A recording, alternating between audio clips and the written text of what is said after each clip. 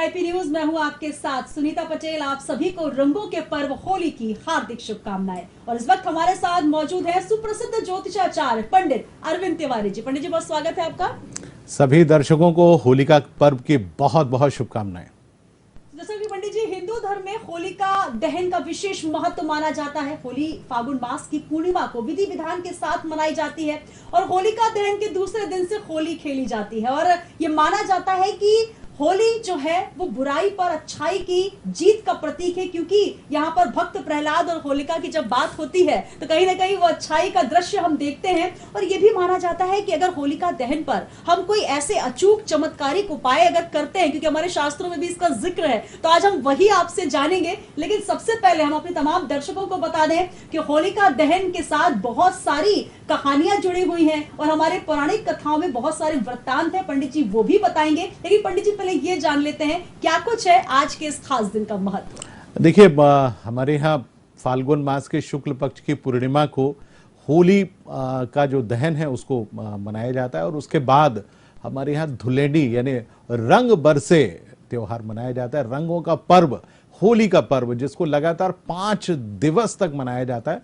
हालांकि प्राचीन काल में फागुन का जो पूरा महीना था, फागुन हमारे यहाँ खेला जाता था, जिसको आज कल हम लोग होली के रूप में मानते हैं। लेकिन फागुन पूरे 1.5 महीने का त्यौहार होता था। बसंत पंचमी से ये त्यौहार प्रारंभ होता था और फाल्गुन मास के शुक्ल पक्ष की पूर्णिमा यानी आज के दिन होली का दहन के उपरांत एक बार पुनः 5 दिवस तक रंगों को खेलकर, एक दूसरों को रंग लगाकर, जिससे सभी एक ही रंग में रंग जाएं, कोई भी छोटा या बड़ा ना हो, कोई भी किसी धर्म विशेष का ना हो, सबको बहुत प्रेम हर्षोल्लास के साथ हम इस पर्व को मनाते थे और आज भी मनाते हैं। लेकिन आज के दौर में चूंकि बहुत सारे लोग व्यस्त हैं, इसलिए अब ये केवल पर्व एक ही दिन का होता है और बहुत सारे जगह, चूंकि मालवा में, मध्य प्रदेश, छत्तीसगढ़ में रंग पंचमी का त्यौहार और भी हर्षोल्लास से मनाया जाता है, तो वो भी मनाते हैं। लेकिन ये बड़ा महत्वपूर्ण पर्व था, चूंकि हमारे यहाँ जितने भी पर्व मनाए जाते हैं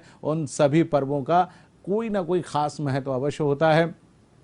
फाल्गुन का महीना चूंकि बसंत ऋतु होती है और यहाँ से ऋतु परिवर्तन होगी और ठीक 15 दिवस के बाद हमारा नववर्ष प्रारंभ होगा, जहाँ से ग्रीष्म ऋतु का प्रारंभ होगा और वहीं से देश की शुरुआत होगी। तो ये हमारे वर्ष का एक अंतिम पर्व है, जिसको हम बड़े हर्षोल्लास और रंग के साथ एक दूसरे को रंग लगाकर मनाते हैं।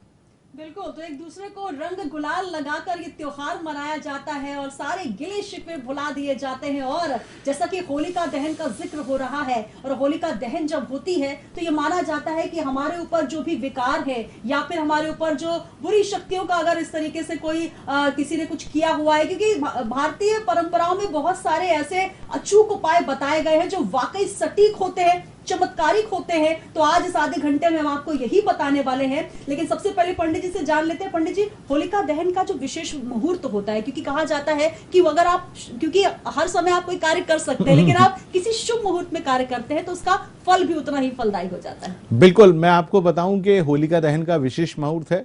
जैसा हम सभी जानते हैं कि फाल्गुन मास की शुक्ल पक्ष की पूर्णिमा को सायंकाल में, जब होलिका ने अपने भतीजे यानी प्रहलाद को अपनी गोद में लेकर एक अग्नि कुंड में वो समाहित हुई थी, तो यही कारण है कि हमारे यहाँ सायंकाल में होलिका दहन को मनाया जाता है। होलिका दहन करने के 2 मुहूर्त हैं। एक तो शाम को 6:15 से 8:08 तक है और उसके बाद यदि उस समय आप नहीं कर पाए तो रात को 9:15 से 10:30 के बीच में भी आप होलिका दहन के पर्व को कर सकते हैं। परंतु इस बात का ध्यान रखें कि हमको पर्यावरण का पूरा ध्यान रखना है। चूँकि हमारे यहाँ पेड़ बहुत कम है, वनों की संख्या बहुत कम है, तो आप गो कास्ट, आज के दौर में जो सबसे ज़्यादा महत्वपूर्ण चीज़ है, गो कास्ट का आप इस्तेमाल करें। एक शुभ स्थान का चयन करें। शुभ स्थान का चयन इसलिए करना है कि वो ऐसी से होली का जब दहन होगा और उससे जो धुआं निकलेगा, उससे हमको वर्ष भर में होने वाली घटनाओं का अध्ययन हमारे यहाँ ज्योतिषी और बहुत सारे विश्लेषक करते हैं। तो कृपया अगर ऐसे स्थान का चयन करें जहाँ से धुआं निकले और उस धुएं की दशा और दिशा से हम आने वाले समय के बारे में बतला सकें। बिल्कुल, तो कहीं न कहीं पंडित जी ये भी कहा जा रहा है कि इस बार का जो होलिका दहन का मुहूर्त है, जो होली का दिन है, ये बहुत सारे दुर्लभ संयोगों को भी लेकर आ रहा है। तो इन दुर्लभ संयोगों में अगर आप वो अचूक उपाय करेंगे, जिनको पंडित जी बताने वाले हैं बस थोड़ी ही देर में, तो वाक़ई कई गुना फल आपको मिलेगा। तो उन दुर्लभ संयोगों के बारे में भी जान लेते हैं पंडित जी। बिल्कुल, मैं आपको बताता हूँ। देखिए, दुर्लभ संयोग इस बार बहुत सारे हैं। सबसे बड़ा दुर्लभ संयोग तो ये है कि शनि मकर राशि में बरसों के बाद, 29.5 सालों के बाद मकर राशि में गोचर कर रहा है। और इस समय होली से पहले आप देखिए सूर्य का मीन राशि में परिवर्तन, ये अपने आप में एक बहुत बड़ा दुर्लभ संयोग है। मीन राशि में सूर्य, अमूमन जब भी होली का पर्व आता है तो उस समय कुंभ संक्रांति होती है, लेकिन इस बार होली से पहले ही मीन संक्रांति हमारे देश में मनाई जा रही है। क्योंकि मीन संक्रांति का तात्पर्य होता है जब सूर्य राशि परिवर्तन करता है तो उसको संक्रांति कहते हैं। जिस राशि में प्रवेश करता है उस राशि में वह 30 दिन से लेकर 31 दिनों तक भ्रमण करता है, तो उसको संक्रांति कहा जाता है। इसके अलावा देखिए, शनि मकर राशि में मंगल और शुक्र के साथ युति बनाए हुए। देखिए, सुख का स्वामी ग्रह शुक्र, उसका मंगल के साथ युति बनाकर घूमना अपने आप में अति विशिष्ट योग होता है। आपके ऊपर यदि किसी भी प्रकार से शनि मंगल शुक्र से जुड़ी हुई कोई समस्या आपके जीवन में है, या सूर्य ग्रह से जुड़ी हुई भी कोई समस्या है, तो आप उसका समाधान इस होलिका दहन के पर्व पर बहुत आसानी से कर सकते हैं। करेंगे तो आपको ग्रह दोष संबंधी लाभ अवश्य प्राप्त होगा। बिल्कुल, तो बहुत सारे ऐसे जो साल भर में अगर आपके ऊपर कोई व्याधियां आई हैं, कोई संकट आए हैं, तो आज का वो खास दिन है। और पंडित जी ने जैसा कि बताया कि आज का जो दिन है उसमें बहुत सारे दुर्लभ संयोग भी हैं, जिसके चलते अगर आप जो होलिका की जो पूजन होती है पंडित जी, तो कहा जाता है कि भक्त प्रहलाद का जिक्र होता है, होलिका का जिक्र होता है, और वहां पर जब होलिका दहन होता है तो सभी थालियों में कुछ सामग्रियां लेकर पहुंचते हैं, और उसका विशेष महत्व इसलिए माना गया है कि आप क्या कुछ अर्पित कर रहे हैं, किस भाव से अर्पित कर रहे हैं। तो आज हम वही आपको बताएंगे। तो पंडित जी पहले जान लेते हैं कि जब आप होलिका दहन में पहुंचे तो क्या क्या सामग्री आपकी थाली में होनी चाहिए, और उसके बाद हम बात करेंगे कि कौन कौन से दोष अगर चल रहे हैं, जैसे कि आपने पहला ही बात की है ग्रह दोष, और ये मुझे लगता है कि लगभग 90% ऐसे लोग हैं जिनके जीवन में ग्रह दोष की समस्या है। तो क्या अपनी थाली में आप लेकर पहुंचे और अर्पित करें उस समय? बिल्कुल, मैं आपको बताना चाहूंगा। देखिए, आप जब होलिका दहन, सबसे पहले तो मैं ये बतलाना चाहूंगा कि जब आप होलिका दहन करें या आप अपने घर में, घर के बाहर कीजिएगा, हमेशा घर के अंदर नहीं की जाती। यदि आप किसी महल्ले में या नगर में, शहर में रहते हैं तो वहाँ पर आप गली चौराहे में आप इसको दहन करें, वहाँ बेहतर होता है। चौराहे पे करने के पीछे का तात्पर्य होता है कि आसपास की जितनी भी नकारात्मक ऊर्जा होती है वो क्षय हो जाती है। माने किसी भी रूप में उस स्थान पर कोई भी नकारात्मक शक्ति वहाँ पर स्थित नहीं होती, तो आप पहले तो उसका चयन कर लीजिए। क्योंकि उस स्थान का चयन करने के बाद कोशिश करिए कि वो गोल आकार में हो या चौकोर के आकार में हो। उसको आप संभव हो तो गाय के गोबर से यदि वहाँ पर लीपन हो जाए, क्योंकि शुद्धता गाय के गोबर में सबसे ज़्यादा होती है, तो आप उसको करा लीजिए। वहाँ पर आप उसके चारों तरफ एक घेरा ज़रूर बना दीजिए। उस घेरे में आप एक इस प्रकार से लकड़ियों को रखिए कि वो जैसे कुंड में हम जिस प्रकार से लकड़ियों को रखते हैं, ठीक उस प्रकार से रखिए। बहुत सारे लोग कुछ तो भी कर लेते हैं, इकट्ठी लकड़ियां की और जला देते हैं, लेकिन नहीं, चूंकि उसमें बीच में एक डंडा लगाया जाता है जो कि प्रतीकात्मक रूप में होता है कि वो भक्त प्रहलाद है, हमको उसको बचाना भी है। तो आप उस डंडे को जब भी होलिका का दहन करें तो उसको कृपया कर प्रेम पूर्वक निकालें, क्योंकि प्रहलाद की रक्षा भगवान विष्णु ने की थी और आपको एक प्रतीकात्मक रूप में उनकी रक्षा करनी है। तदुपरांत आप अपनी थाली में थोड़ा सा शुद्ध जल लेके जाएं, एक दीपक लेके जाएं, अक्षत यानी चावल रख लें। चूंकि ये पर्व हमारे यहाँ चैत्र का महीना आने वाला है, जब फसल पक कर खड़ी हो जाएगी तो जो बालियां, गेहूं की बालियां होती हैं, उनको इकट्ठा करके लेके जाया जाता है। बहुत सारे लोग गोबर के कंडों को भी रखते हैं, क्योंकि गोबर के कंडों की एक लड़ी हमारे यहाँ बना के रखी जाती है, जिसको वहाँ पर अग्नि के पास लेकर रखा जाता है और उसको जलाया नहीं जाता, लेकिन वो भस्मी के आकार में है, जिसको घर में लाकर टांगा जाता है। पुरानी परंपरा है, बहुत सारे लोग भूल गए हैं, क्योंकि शहरों में रहते हैं, इस प्रकार की चीज़ें उपलब्ध नहीं होती। कोई बात नहीं, मैं आगे आपको और भी तरीका बताऊंगा। धान को रख लीजिए, गेहूं की बालियों को रख लीजिए, ऋतु फल रखा जाता है। ऋतु फल रखना बेहद आवश्यक होता है। सबसे महत्वपूर्ण चीज़, जो भी ऋतुफल आपको मिले, जैसे इस समय सेब, केला, अंगूर आपको मिलते हैं तो ज़रूर लेकर जाइए। चूँकि श्री हरि इस पर्व से जुड़े हुए हैं, तो श्री हरि को जो सबसे ज़्यादा प्रिय चीज़ है वो है श्रीफल यानी नारियल। तो आप नारियल अवश्य लेकर जाइए। नारियल का फल आप रखिए अपनी थाली में और इस प्रकार अपनी थाली को सजाइए। साथ में आपके घर में जो गुजिया, मिठाई इत्यादि जो बनी हुई है उसको भी अपने साथ में लेकर जाइए। तदुपरांत जब आप होलिका जहाँ पर जल रही है कुंड के आसपास पहुँचें तो सबसे पहले जल का छिड़काव चारों तरफ कर दें। फिर उसके बाद होलिका में थोड़ी सी रंग, गुलाल, भोंडर जो आपके पास हो उसको आप थोड़ा सा चढ़ा दीजिए। अक्षत चढ़ाइए, पुष्प जो भी आपके पास पुष्प है उसको अर्पित करिए, क्योंकि आप अग्नि की भी पूजा कर रहे हैं एक प्रकार से। और तदुपरांत आप जो आप बालें लेकर गए हैं, जो गेहूं की बाल होती है उसको आप लेकर जाइए। और उसके उपरांत यदि आपके घर में बाल उपलब्ध ना हो तो गेहूं, चूंकि हर घर में होता है, तो गेहूं जो कच्चा गेहूं है, आटा नहीं, आप उसको ले जाइए और उसको भी अग्नि में आप समाहित कर सकते हैं, अग्नि में चढ़ा दीजिए। और तदुपरांत जो मिठाई आपके पास है उसके ऊपर चढ़ाइए, आरती करिए। भगवान चूंकि श्री हरि का ये पर्व है तो जय जगदीश हरि की आप आरती भी कर सकते हैं, आरती करिए। 7 परिक्रमा जरूर लगाइएगा उस पूरे स्थान की, और उस स्थान की परिक्रमा लगाने के उपरांत आप प्रणाम करिए, हाथ जोड़िए। और बाकी जो उपाय होंगे वो मैं आपको अभी आगे और बताऊंगा। उन सारे उपायों को आप करेंगे तो निसंदेह आपको लाभ होगा। तो बिल्कुल, जब आप परिक्रमा करने पहुंचे, जब आप पूजन करने पहुंचे, तो क्या कुछ आप अपनी पूजन की सामग्री में श्रद्धा भाव से लेकर जाएं, पंडित जी ने ये बताया। और पंडित जी ये भी हम आप तमाम दर्शकों को बताने जा रहे हैं कि आज अचूक उपाय क्या करें। सबसे पहले जान लेते हैं, जो ये कहा जाता है कि होली में जो बुरी नजर होती है उसको आप स्वाहा करके आ जाइए। ये एक पुरानी प्रथा होती है और हमने ये देखा है कि जो मम्मी, हमारी जो माताएं होती हैं, सबकी नजर उतारती थी, उसके बाद जाकर वहां पर होलिका दहन जहां हो रहा है वो करती थी। उसके लिए क्या ऐसा जो हमारे शास्त्रों में बताया गया विधि विधान से आप वो बताएं। देखिए बहुत सारे उपाय हैं। देखिए उन उपायों को हमारे यहाँ आप चाहें तो टीवी स्क्रीन पर लगातार देख सकते हैं। मैं एक एक करके आपको उपाय बताता हूँ। देखिए आज के दिन सबसे महत्वपूर्ण चीज़ है, जब भी हम कोई पर्व या तीज या त्यौहार मनाते हैं तो उसके बाद दान देने की परंपरा होती है।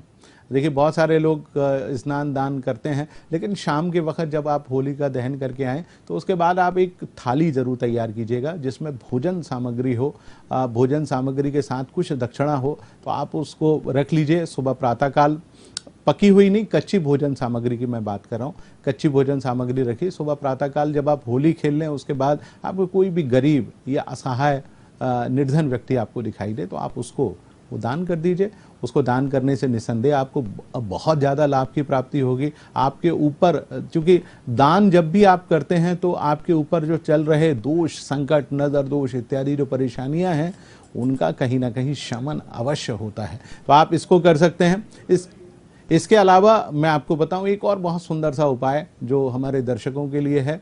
आप घर में बताशे अमूमन पाए जाते हैं, लेकिन आज के दौर में लोग बताशे घर में नहीं होते। कोई भी मिठाई आप ले लीजिए और मिठाई को लीजिए, पान का पत्ता ले लीजिए, मिठाई के ऊपर या तो आप के घर में बताशे हों तो बताशे को घी में डुबो कर आप रखिएगा। घी में डुबोने के पीछे का तात्पर्य है कि गुरु और चंद्रमा से जुड़ा हुआ जो दोष होता है उसका समन होता है। तो आप उसको रखिए, पान के पत्ते के ऊपर रखिए। जब आप होलिका के कुंड के आसपास जाएं तो उसमें उसको प्रवाहित कर दीजिए। ये अपने आप में बहुत बड़ी चीज होती है। इसके बाद एक और उपाय मैं हमारे दर्शकों को बताना चाहूँगा। होलिका की जो भस्म होती है बहुत चमत्कारी होती है। जैसे मैंने आपको बताया कि प्राचीन काल में आप यदि गांव वगैरह में आप देहात में जाएंगे तो छोटे छोटे कंडों की एक लड़ी बनाई जाती है और उस लड़ी को अग्नि को समक्ष दिखाया जाता है। उसको जलाया नहीं जाता, लेकिन वो उसको पूरी तरह से सेंक लिया जाता है और घर में लाकर उसको लटका देते हैं। तो घर में लाकर लटकाने से क्या होता है कि आपके घर की जो समस्याएं हैं, आपके घर के ऊपर या आपके परिवार में किसी के ऊपर जब भी बुरी नज़र पड़े तो उस भस्म को आप उसके मस्तक पर लगा दीजिए। कोई बीमार है तो उसके पास आप उसको रख दीजिए। यदि आप अपने किसी शुभ कार्य के लिए जा रहे हैं तो उस भस्म का तिलक लगा लीजिए। बाहों पर अंदर एक त्रिपुंड बना लीजिए, उससे भी आपको लाभ होगा। देखिए होली के भस्म के कई बड़े अचूक उपाय हैं। जैसे मान लीजिए कोई बीमार है, आपके परिवार से जुड़ा हुआ है, आपके परिवार से नहीं भी जुड़ा हुआ है, अस्पताल में एडमिट है, तो आप उसके अस्पताल में बिस्तर के पास एक पुड़िया बनाकर भी आप उसको रख के आ सकते हैं। उससे भी कहीं ना कहीं उसको बहुत लाभ होगा। इसके अलावा मैं आपको एक और चीज़ आपको बताना चाहूँगा। भस्म, जो विद्यार्थी, जो बच्चे विद्या अध्ययन कर रहे हैं, यदि पढ़ाई में उनको मन नहीं लग रहा है तो आप भस्म की एक चुटकी बनाइए, उनके गर्दन के पास, मस्तक के पीछे थोड़ी सी लगा दीजिए। कंसंट्रेशन की प्रॉब्लम कहीं ना कहीं दुरुस्त हो जाएगी। इसके अलावा एक और उपाय मैं भस्म से जुड़ा हुआ ही बता देता हूँ। ऐसे बहुत सारे बच्चे जिनका विवाह नहीं हो पा रहा है, तो आप वो जो भस्म है उसको आप पीले रंग के कपड़े में, जो लड़का है या लड़की है तो सीधे हाथ की बाह में 15 दिन बांध के रखिए। देखिए विवाह संबंधी कार्यों में भी उसको सफलता मिलेगी। एक और उपाय मैं बताता हूं कि जब भी आप होली का दहन करने जाएं, पान के बीड़े खिलाने का बड़ा महत्व होता है। तो पान के बीड़े आप ले लीजिए और उन पान के बीड़ों को जितने भी 11, 21, 41 जितने भी आप बनवा सकें, जो भी वहां पर लोग उपस्थित हैं उन सबको आप खिलाइए। लेकिन पान में क्या करिए, सुपारी लीजिए, नारियल लीजिए, गुलकंद लीजिए। इस प्रकार से सुगंधित वो पान होना चाहिए। सुगंधित पान जब आप देते हैं तो आपकी कुंडली में बुध शुक्र से जुड़ी हुई जो भी परेशानियां हैं उन परेशानियों का समाधान होता है। तो आप उस प्रकार से इस कार्यों को कर सकते हैं। तो ये कुछ अचूक उपाय हैं जिनको आप करेंगे तो मुझे लगता है कि निसंदेह लाभ की प्राप्ति अवश्य होगी। बिल्कुल। तो क्या कुछ जी लगातार हमें बता रहे हैं, बहुत अच्छे उपाय पंडित जी बता रहे हैं, क्योंकि जो विवाह संबंधी समस्या है ये बहुत सारे माता पिता परेशान है, बच्चों का पढ़ाई में मन नहीं लग रहा है। क्योंकि ज्योतिष में पंडित जी ये माना जाता है कि जब भी हम कोई उपाय करते हैं तो तमाम ग्रहों से वो जुड़े हुए उपाय होते हैं, जैसे कि आपने जिक्र भी किया और बहुत अच्छे से समझाया भी है। यहाँ पर तमाम जो राशि के दर्शक हैं वो भी लगातार जानना चाहेंगे कि कैसे हम उपासना करें और होलिका दहन के बाद जब होली मनाए तो रंगों का कैसे इस्तेमाल करें, क्योंकि दोनों चीजों का बहुत जिज्ञासा होती है कि हम होलिका दहन कैसे करें और साथ ही किस तरीके का रंगों को हम चयन करें। बहुत सुंदर। देखिए होलिका के पर्व पे 3 चीजें मैं बताना चाहूंगा। देखिए जैसे मेष राशि के जातक हैं, मैं एक एक राशिगत रूप में बताता चलता हूं। मेष राशि के जातक वर्तमान में मंगल और शनि से बहुत परेशान है।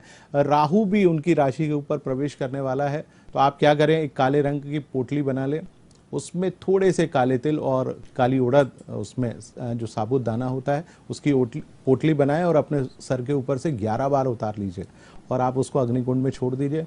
आपके ऊपर जो आने वाली समस्या है उससे आपको निदान मिलेगा। और जब आप होली खेलें तो लाल और गुलाबी रंग से होली खेलिए, बहुत आनंद की प्राप्ति होगी। वहीं वृषभ राशि वाले जातक जिनके ऊपर राहु इस समय चल रहा है, बहुत ज़्यादा परेशान है राहु को लेकर, राहु की शांति के लिए आप कच्चा कोयला, यदि आपको लकड़ी का कोयला मिल सकता है तो एक काले कपड़े में बांधिए, अपने ऊपर से 11 बार या 21 बार उतारिए, उसको अग्निकुंड में समाहित कर दीजिए। कल आप जब होली खेलें तो सफ़ेद रंग से यदि आप होली खेलेंगे तो निसंदेह लाभ होगा। वहीं मिथुन राशि वाले जातक जो शनि की ढैया, राहु और केतु तीनों से परेशान हैं, तो उनको क्या करना चाहिए, वही काला कपड़ा लें, उसमें थोड़े से काले तिल और मिला लीजिए, काली साबुत उड़द ले लीजिए, कच्चा कोयला मिलाइए और अपने ऊपर से 21 बार उतारिए और डालकर चले आइए।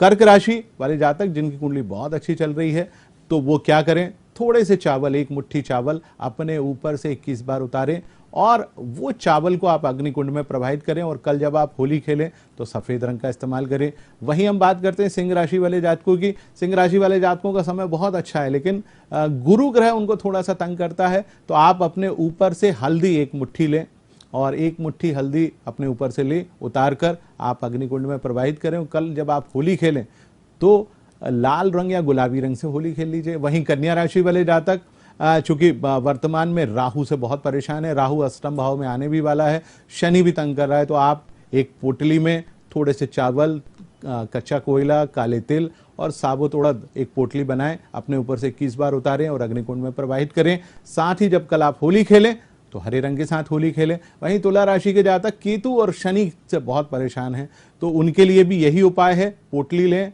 पोटली बनाएं, उड़द और काले तिल की, कच्चा कोयला मिलाएं, 21 बार उतारें और सुबह प्रातः काल जब आप होली खेलें तो सफेद रंग के साथ होली खेलिए, आनंद आएगा। वृश्चिक राशि वाले जातक, चौथा गुरु चल रहा है वर्तमान में, गुरु के कारण बहुत सारी समस्याओं के चलते परेशान हैं, तो उनको चाहिए कि वो पीले रंग की कोई भी दाल ले लें, चने की दाल ले लें, तुअर की दाल ले लें, 1 मुट्ठी भरें, अपने ऊपर से 21 बार उतारें, अग्निकुंड में उसको प्रवाहित करें और जब होली खेलें तो लाल रंग के साथ होली खेलें। वहीं हम बात करते हैं धनु राशि वाले जातकों की। धनु राशि वाले जातकों का समय बहुत शानदार बना हुआ है, तो उनको चाहिए कि वो पीले रंग का इस्तेमाल करें और होली खेलते समय, और अग्निकुंड की 7 परिक्रमा जरूर लगाएं और दान में जो भी दान देना हो उस दान को अवश्य दीजिएगा। वहीं मकर राशि वाले जातक शनि, राहु और केतु से परेशान हैं। एक अपने कच्चा कोयला, काले तिल, साबुत उड़द मिलाएं, पोटली बनाएं, 21 बार उतारें, अग्निकुंड में प्रवाहित करें।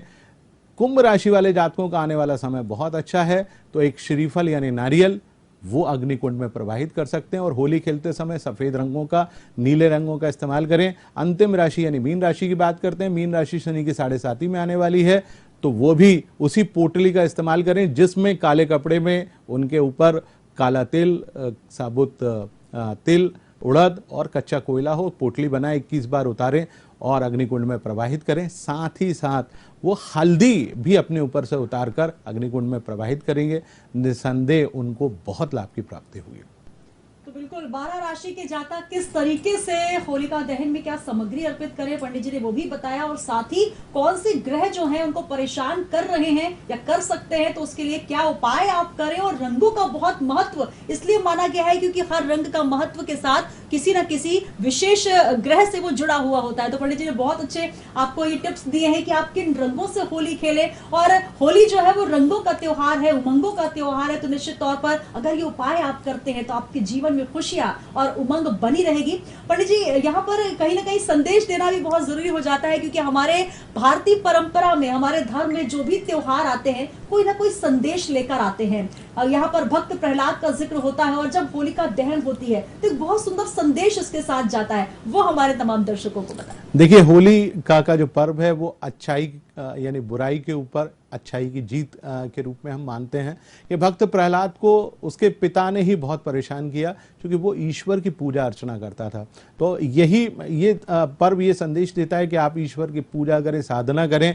जीवन में आपको कोई भी कष्ट पहुंचा रहा है उसकी मृत्यु हिरण्यकश्यप जैसी ही होगी, आपको तंग नहीं होंगे। वो श्रीहरि, वो भगवान जगदीश आपकी हमेशा रक्षा करेंगे। तो आप उस जगदीश की पूजा अर्चना करें, उस भगवान विष्णु की पूजा अर्चना करें। और जीवन में सबसे बड़ा संदेश ये है कि पर्यावरण को भी हमको बचाना है, तो गो कास्ट का इस्तेमाल करें, गोबर के उपलों का इस्तेमाल करें, गोबर के कंडों का इस्तेमाल करें और किसी भी रूप में पेड़ ना काटें। पेड़ काटकर हम एक प्रकार से किसी की हत्या कर रहे हैं, तो आप कृपया कर पेड़ नहीं काटें। इस पर्व पर कोशिश करें हम पर्यावरण बचाने के लिए। यदि होलिका दहन, होलिका के पर्व, रंगोत्सव के पर्व को खेलने के पहले यदि हम पेड़ लगाएं, हमारे प्रदेश के मुख्यमंत्री का भी यही मानना है कि जितने आप पेड़ लगाएंगे पर्यावरण उतना ही मजबूत होगा। तो कृपया करें, रंगों से होली खेलें। एक चीज का और ध्यान रखें, चूंकि मई के महीने में एक बार पुनः कोरोना आने की संभावना बनती है, तो आप अभी भी, चूंकि कोरोना हमारे बीच से गया नहीं है,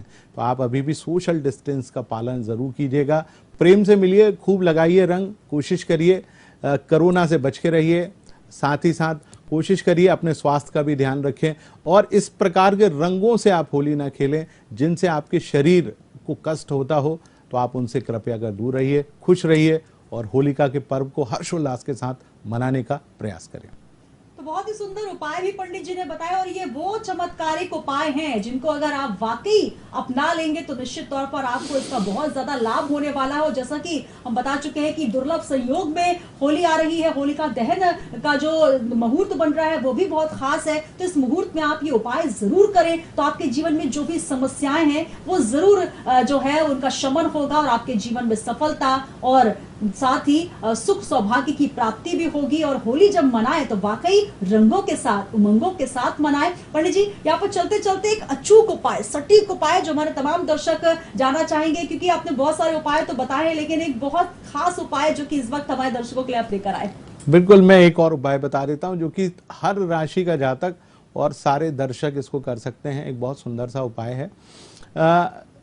हम होलिका जब भी दहन करने जाएं तो उससे पहले, एक रात पहले, हम कोई भी वस्त्र पहनकर सो जाएं जो कि उज्जवल और साफ वस्त्र हो, माने जो जिसका उपयोग उससे पहले आपने नहीं किया हो, तो उस वस्त्र को पहनकर सोइए और उस वस्त्र को आप वापस इकट्ठा या घड़ी करके उसको रख लें।